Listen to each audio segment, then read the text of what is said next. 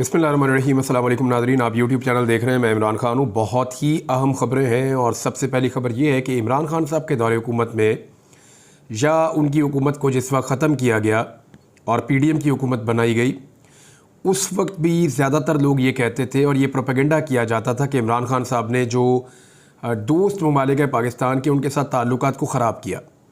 इमरान खान साहब के ऊपर ये इल्ज़ाम लगाया जाता था कि उन्होंने चाइना के साथ ताल्लुकात को मुतासिर किया, सऊदी अरब के साथ ताल्लुकात को मुतासिर किया, अमेरिका और यूरोप के साथ ताल्लुकात को मुतासिर किया और यूएई के साथ ताल्लुकात को मुतासिर किया।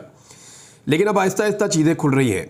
इन ममालिक में से किसी ने कोई ऐसी बात नहीं की जो इमरान खान साहब के ऊपर एलिगेशंस लग रहे थे। ख़ुसूसन चाइना ने, सऊदी अरब ने और यूएई ने तो ऐसी कोई बात की नहीं। और अब जो हुकूमत इस दावे के साथ बनी कि वो इन ममालिक के साथ ताल्लुकात को बेहतर करेगी, सवाए अमेरिका के। अमेरिका को इमरान खान को लेकर तहफ़्फ़ुज़ात थे। इमरान खान साहब का इल्ज़ाम ये है कि उस वक्त के जो आर्मी चीफ़ थे जनरल कमर जावेद बाजवा, वो कहीं लॉबिंग कर रहे थे अमेरिका में इमरान खान साहब के ख़िलाफ़, और उस लॉबिंग के नतीजे में ये साबित किया जा रहा था कि इमरान खान साहब एंटी अमेरिका हैं और बाजवा साहब जो है वो प्रो अमेरिका हैं। तो इस किस्म के इल्ज़ामात इमरान खान साहब की जमात की जानिब से और उनकी जानिब से लगाए गए। इसके बारे में कुछ फैक्ट्स भी उन लोगों ने सामने रखे थे। लेकिन दूसरी जानिब जो है वो एक प्रोपेगेंडा लगातार चल रहा था और ये कहा जा रहा था कि इमरान खान साहब ने स्पेशली सऊदी अरब, यूएई और चाइना के साथ पाकिस्तान के ताल्लुकात को ख़राब कर दिया। अब अगर आप देखें, गौर करें कि पीडीएम की हुकूमत बनने के बाद पाकिस्तान ने सऊदी अरब से क्या गेन किया, तो अब तक की इतला ये है कि बहुत सारे वादे मौजूद हैं, लेकिन प्रैक्टिकली ऑन ग्राउंड गुज़िश्ता 2-2.25 साल में ये हुकूमत सऊदी अरब से कोई फ़ायदा नहीं ले पाई। आखिरी फ़वाइद बड़े जो हैं वो वही हैं जो इमरान खान साहब के दौरे हुकूमत ने सऊदी अरब से लिए थे, या वही टाइम था जब इमरान खान साहब ने कहा कि जी हमारे कैदियों के बारे में, मेरे जो वहाँ पे ओवरसीज़ पाकिस्तानी काम करते हैं उनके बारे में, उनके रिलीफ़ के बारे में, उनकी नौकरियों की ज़मानत के बारे में, उनके केसेस के बारे में। तो इमरान खान साहब ने कोशिश की थी जो पाकिस्तानी सऊदी अरब में या यूएई में काम करते हैं उनकी इज़्ज़त जो है वो भी बहाल हो और उनके लिए काम करने में आसानियाँ पैदा हों। तो वही चीज़ें हैं और इमरान खान साहब ने कुछ सहूलतें उनसे ली थी, तेल की मद में, पैसों की मद में। मामला उससे आगे कोई बढ़ता हुआ दिखाई नहीं दिया। शहबाज शरीफ साहब ने दावे बहुत बड़े बड़े किए, बहुत बुलंदोबांग दावे किए। $1 अरब से शुरू होकर $10 अरब तक उनके दावे चले गए सऊदी अरब को लेकर, फिर बाद में इससे भी ऊपर चले गए। तो कोई प्रैक्टिकली हमें नज़र नहीं आया कि यहाँ पे पैसा लगा रहे हैं वो लोग, और अगर कहीं वो लगा रहे हैं तो वो कौन से एसेट्स हैं जो उनको बेचे जाएंगे, क्योंकि पाकिस्तान में सरमायाकारी आना तब तक तो मुमकिन नहीं है जब तक कि पाकिस्तानी खुद पाकिस्तान के अंदर सरमायाकारी ना करें। सरमायाकारी के हवाले से मैंने एक पूरा वीलॉग किया था, आपको बताया था कि किसी मुल्क में जब लोग सरमायाकारी करने आते हैं या अपना पैसा किसी मुल्क में कारोबार में लगाते हैं तो वो कौन सी चीज़ें हैं जिनको वो अपने दिमाग में रखते हैं। तो वो चीज़ें जब तक पाकिस्तान में ठीक नहीं होंगी तब तक लोग पाकिस्तान में पैसा नहीं लगाएंगे। तो सऊदी अरब ने पाकिस्तान को क्या दिया? इस हुकूमत की कारकर्दगी नील बटा नील। यूएई ने पाकिस्तान को क्या दिया? इस हुकूमत की कारकर्दगी, चाहे ये पहले पीडीएम 1 हो या पीडीएम 2 हो, इनकी कारकर्दगी नील बटा नील। अब चाइना गए थे वज़ीर आज़म शहबाज शरीफ, पूरा एक बहुत बड़ा वफ्द लेकर। उसके बाद ख़बरें छप रही हैं आलमी मीडिया में, और ये जो मेन ख़बर है ये जनाब छपी है द डिप्लोमेट में। द डिप्लोमेट की जो खबर है वो ये कह रही है कि apparently China has decided to downgrade relation with Pakistan from the highest priority to a priority in its foreign relations. कि चाइना जो है वो पाकिस्तान के साथ जो ताल्लुकात हैं उनको डाउनग्रेड कर रहा है। यानी जिस तरह ये ताल्लुकात एक दौर में बहुत अहमियत के हामिल और बहुत बुलंद सतह के ऊपर रखे जाते थे, एक हाईएस्ट प्रायोरिटी होती थी, सबसे बुलंद तरजीह ये होती थी, वो अब सिर्फ एक तरजीह है। यानी चाइना के पाकिस्तान के साथ वो ताल्लुकात नहीं हैं जो माजी में हुआ करते थे। जो टोटल आर्टिकल है वो बहुत तफसील के साथ लिखा हुआ है, उसमें बहुत सारे फैक्टर्स हैं। बताया गया कि यही शहबाज शरीफ है, जब ये सूबाई हुकूमत में थे तो फिर शहबाज स्पीड का इनको नाम दिया जाता था, चाइनीज़ डिप्लोमेट्स की जानिब से ये बातें की जाती थी। लेकिन वो दौर वो था जब यहाँ मनसूबे मुकम्मल किए जा रहे थे, बहुत तेज़ी से काम हो रहा था। लेकिन वज़ीर आज़म बनने के बाद आपको बहुत सारी और ज़िम्मेदारियाँ संभालनी पड़ती हैं, तो ऐसा लगता है कि शहबाज शरीफ साहब इस काबिल दिखाई नहीं दिए। चाइना को 2 बड़े कंसर्न्स हैं पाकिस्तान को लेकर, और उन 2 कंसर्न्स की मौजूदगी में पाकिस्तान और चाइना के ताल्लुकात मुतासिर हो रहे हैं। और ये दोनों कंसर्न जो है वो मौजूदा हुकूमत से रिलेटेड है, साबिका हुकूमत से रिलेटेड नहीं है। यानी जो दावे किए गए जो बार बार ये कहा गया कि इमरान खान ने चाइना के साथ ताल्लुकात ख़राब किए। यूएई और सऊदी अरब को मैं पहले ही आपको बता चुका हूँ कि इमरान खान ने जो चाइना के साथ ताल्लुकात ख़राब किए हैं, इसके ऊपर जो बार बार एक बयानिया बनाया गया, उसका जवाब ये है कि इमरान खान साहब के बारे में कभी चाइना ने इस तरह से बातचीत नहीं की। लेकिन यहाँ पे जो एलामिये जारी होते हैं उनके ऊपर एक एनालिसिस खड़ा किया है द डिप्लोमेट ने, और उन्होंने बड़ा कैटेगोरिकली कहा कि चाइना की प्रायोरिटी में पाकिस्तान अब वैसे नहीं है जैसे पहले हुआ करता था। और उसके जो दो बड़े सॉलिड और बड़े रीजंस उन्होंने दिए, बड़ी वजूहात। एक वजह वो बताते हैं जी कि वो है सिक्योरिटी। पाकिस्तान के अंदर जो चाइनीज़ की सिक्योरिटी है, ये एक बहुत बड़ा और सीरियस इशू है और इस इशू को लेकर चाइनीज़ हसास है, तो ये एक बड़ा अहम मामला है। दूसरा इस्तेहकाम, कि पाकिस्तान के अंदर एक पॉलिटिकल स्टेबिलिटी नहीं आ रही, एक इस्तेहकाम नहीं आ रहा। देखिए, जो पाकिस्तान की ऑन ग्राउंड सिचुएशन है वो तो हम सब समझते हैं कि पाकिस्तान की पब्लिक एक तरफ खड़ी हुई है और पाकिस्तान की हुकूमत एक तरफ खड़ी हुई है। पब्लिक ने किसी और को हुकूमत दी थी और लगभग 70% से ज़्यादा वोट डाल दिए थे एक पॉलिटिकल पार्टी को। वो 180 के करीब कौमी असम्बली की सीटें जीती थी। इस पर मोहम्मद ज़ुबैर साहब ने एक बड़ा ज़बरदस्त स्टेटमेंट भी दिया है। मोहम्मद ज़ुबैर साहब ने बड़ा क्लियरली कहा, और ये इनका ताल्लुक PMLN से था, मोहम्मद ज़ुबैर साहब का। वो कह रहे हैं कि इलेक्शन की रात में इवन जियो न्यूज़ ने, जो PMLN का बड़ा पसंदीदा न्यूज़ चैनल है और इमरान खान साहब के अगेंस्ट ज़्यादातर जाता है, उसने जो रिज़ल्ट दिखाए उनके मुताबिक NA1 से लेकर NA130 लाहौर तक 90% सीटें पाकिस्तान तहरीक इंसाफ जीत रही थी। लेकिन फिर रिज़ल्ट रोक दिए गए। कराची की 17 सीटों पर लोग 70 हज़ार की लीड से जीत रहे थे, लेकिन फॉर्म 47 में किसी और को जितवा दिया गया। अगर यही सीटें आप अलग कर लेना तो 115 और 17 आप ये मिलाएं तो 130 सीटें तो यहाँ से खाली पाकिस्तान तहरीक इंसाफ जीत गई थी और बाकी नशिस्तें अलग हैं। तो 180 की जीत वो क्लेम करते हैं कि 180 के करीब सीटें पाकिस्तान तहरीक इंसाफ जीती थी। अब तहरीक इंसाफ को हटाकर PDM की सरकार बना दी गई। अब ये जो PDM की सरकार बनी है फॉर्म 45 के ऊपर, जिनका हक नहीं है हुकूमत करने का, लेकिन ये 47 की पर्ची के ऊपर हुकूमत कर रहे हैं, ये पाकिस्तान में इस्तेहकाम नहीं ला पा रहे। क्योंकि पाकिस्तान को चाहिए इस्तेहकाम, पॉलिटिकल इस्तेहकाम, लोगों के अंदर एतमाद हो, लोग हुकूमत के ऊपर ट्रस्ट करें, हुकूमत के साथ मिलकर काम करें, टैक्स पे करें, ज़रा एतमाद का माहौल बने, लोग इन्वेस्टमेंट करें, पैसा निकालें बैंकों में से या तिजोरियों में से, उसको सर्कुलेट करें मुआशरे के अंदर, सिस्टम के अंदर, और उस पैसे के अंदर से फिर टैक्स इकट्ठा हो, गवर्नमेंट का कारोबार चले। तो ये एक एतमाद की फ़िज़ा पाकिस्तान में बन नहीं पा रही। एक तो सियासी अदम इस्तेहकाम जिसकी वजह से पाकिस्तान पीछे जा रहा है, दूसरा सिक्योरिटी के इश्यूज़ हैं जो चाइना को कंसर्न्स हैं। इन दो चीज़ों के बारे में निशानदेही की गई है कि इनकी वजह से चाइना पाकिस्तान को उस तरह प्रायोरिटाइज नहीं कर रहा, उस तरह पाकिस्तान को अपनी तरजीह में नहीं रख रहा जैसे चाइना पाकिस्तान को पहले कभी रखा करता था। द डिप्लोमेट की रिपोर्ट है। अब इसके लिए ज़िम्मेदार कौन है, इसका तायुन आप खुद कर लें। मैं जिम्मेदारियों का तायुन करना शुरू करूँगा तो मैं ही जिम्मेदार ठहर जाऊँगा, फिर जो मेरे साथ होगा वो आप सब जानते हैं। एक और बड़ी चीज़ है, जो मुल्क तरक्की कर रहा होता है ना, लोग वहाँ पे रहना चाहते हैं, वहाँ पे काम करना चाहते हैं। लेकिन पाकिस्तान में जो नौजवान मिलता है, जो कारोबारी आदमी मिलता है, वो कहता है जी मैं पाकिस्तान छोड़ के जाना चाहता हूँ। ये एक और नई रिपोर्ट आई है। पाकिस्तान में जो ब्रेन ड्रेन हो रहा है, यानी जो ज़रखेज़ दिमाग है, जो काम करना जानते हैं, जो स्किल्ड वर्कर्स हैं, जो सरमायादार हैं, वो पाकिस्तान को छोड़ छोड़ कर जा रहे हैं। 119% का बड़ा इजाफा हुआ है पाकिस्तान में ब्रेन ड्रेन का, जिसने हुक्मरानों की जानिब से कौम के मुस्तकबिल को रोशन और सुनहरा बनाने के दावों की कली खोल दी है। पोल खुल गया हुकूमत का। कैसे खुला? ये इक्तसादी सर्वे है 2023-24 का। इसमें जो हुकूमत ने बताया है, यानी ये हुकूमत का इक्तसादी सर्वे है, इकनॉमिक सर्वे हुकूमत पाकिस्तान का है।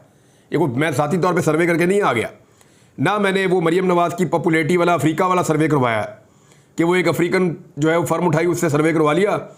बल्कि उनको तो अब एक नोटिस भी करने जा रहे हैं। अजहर सिद्दीक साहब से मेरी बात हुई है कि वो उनको पूछने जा रहे हैं, जनाब आपने ये सर्वे कैसे कर दिया कि 55% पॉपुलर आपने एक ऐसी खातून को करार दे दिया जो अपना इलेक्शन हारी हुई है, जिनको कोई देखना नहीं चाहता हुकूमत के अंदर, और अवाम इन लोगों से मुतनफ़र है, तो आप 55% की पॉपुलैरिटी उनको दे रहे हैं। बताएं ज़रा आपने सर्वे कैसे किया है? तो उसको तो चैलेंज करने जा रहे हैं। रिट उनके खिलाफ होने जा रही है अदालत में। अब वो खुद ही जवाब देते फिरेंगे, पता तो चले इनका दफ्तर कहाँ पे है, तरीकाकार क्या है, कितने एम्प्लॉयज़ हैं, इनका नंबर क्या है, ये कहाँ बैठते हैं, कितने घंटे काम करते हैं। जब ये सवालात के जवाब आएंगे तो बड़े पोल खुलेंगे, आपको पता चल जाएगा।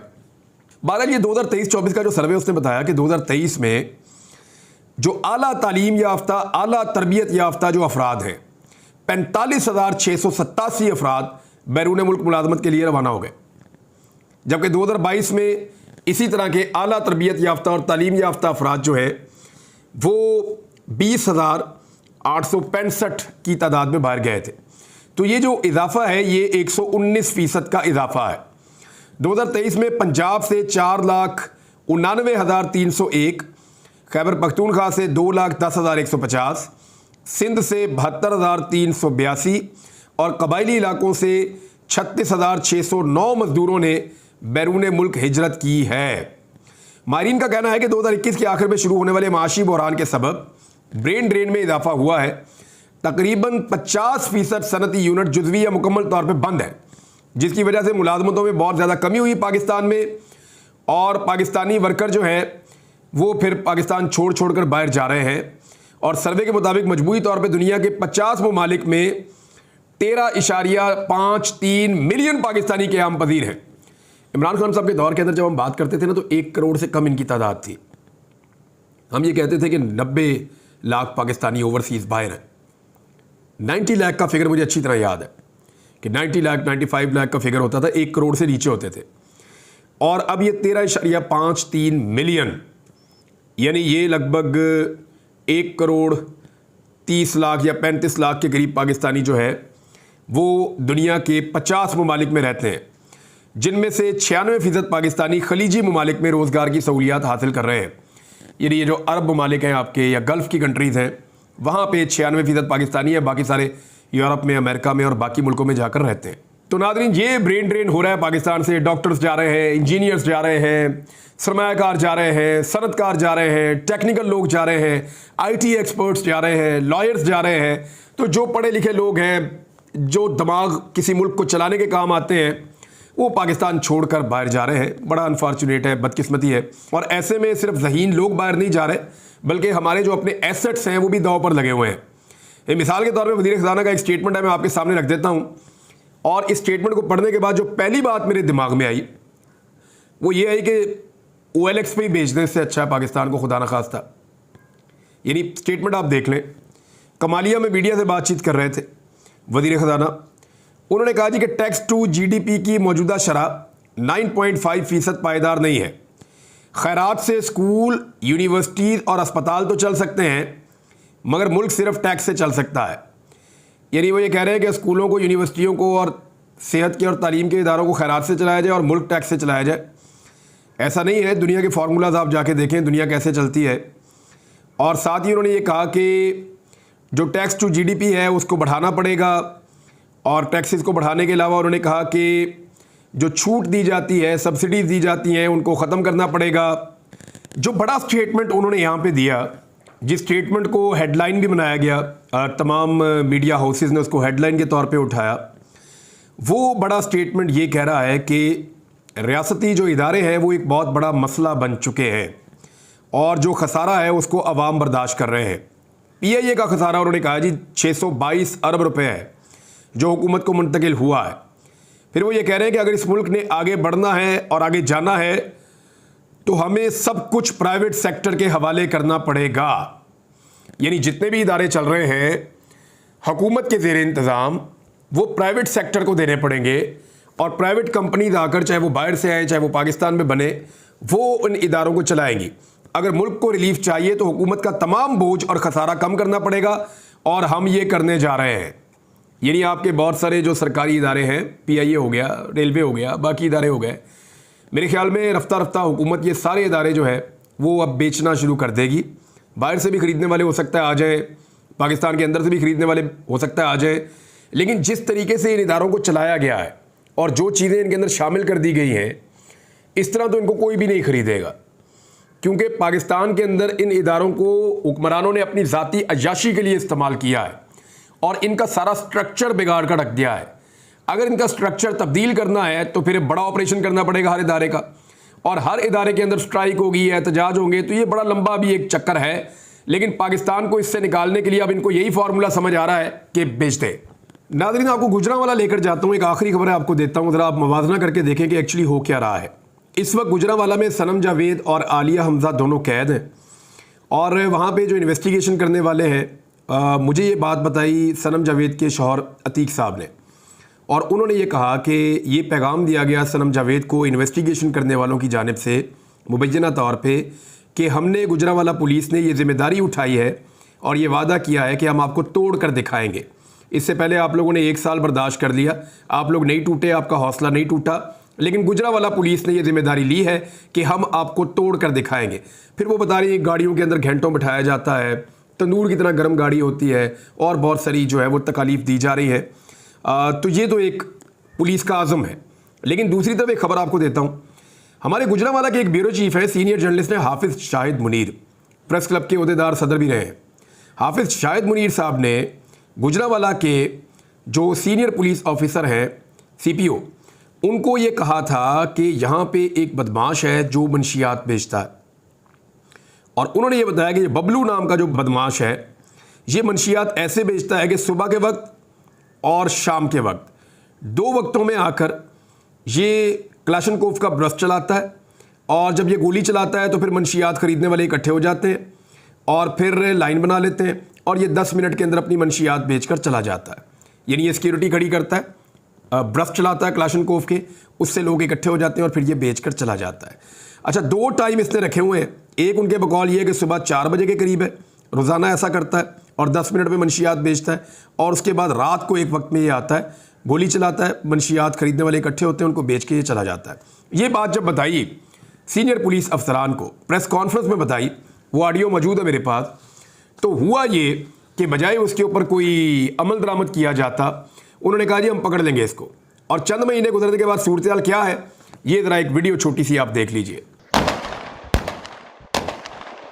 नाज़रीन, आपने ये वीडियो देखी, इसमें हाफिज़ शाहिद मुनीर साहब खुद अपने मोबाइल फ़ोन से बना रहे हैं कि यही जो मंशियात फरोश हैं, बजाय इसके कि उनको पुलिस पकड़ती, वो अब पीछे इनके घर की बैक साइड पे खड़े होकर गोलियां चला रहे हैं, पानी में भी और इनकी दीवारों पे भी, और उन्होंने 9 गोलियां मारी हैं जो आकर इनकी दीवारों पे लगी हैं इनके घर की, और वो इनको हरासा कर रहे हैं।